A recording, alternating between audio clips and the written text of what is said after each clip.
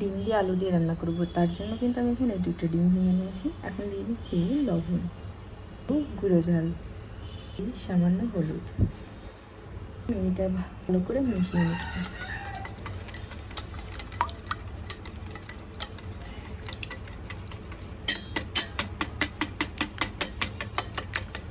ডিমটা গুলিয়ে নেওয়া হয়ে গেছে, এবার আমি এটা ভেজে নেব। এবার আমি তেল দিয়ে দিচ্ছি, এবার দিয়ে দেবো ডিম।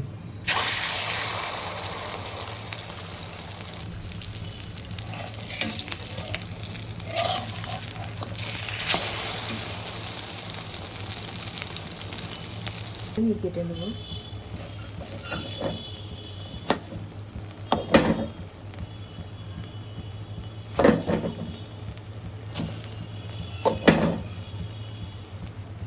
এই যে পিস পিস করে কেটে নিয়েছি ডিমগুলো। আমি দিয়ে দিচ্ছি তেজপাতা, শুকনো ঝাল, গরম মশলা, এলাচের ফল। এখন দিয়ে দেব বেটে রাখা মশলা। এখানে আমি আদা, রসুন, পেঁয়াজ, কাঁচা ঝাল একসাথে বেটে নিয়েছি। ও সামান্য পানি দিয়ে দিচ্ছি, লবণ, ঝালের গুঁড়ো, হলুদ।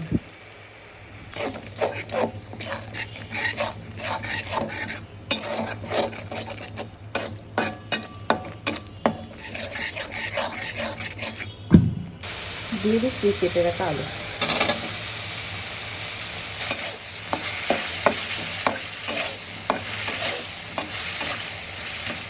দিয়ে দেবো ঝোলের পানি। আলু সিদ্ধ হয়ে গেছে, এবার আমি দিয়ে দেবো ডিমগুলো।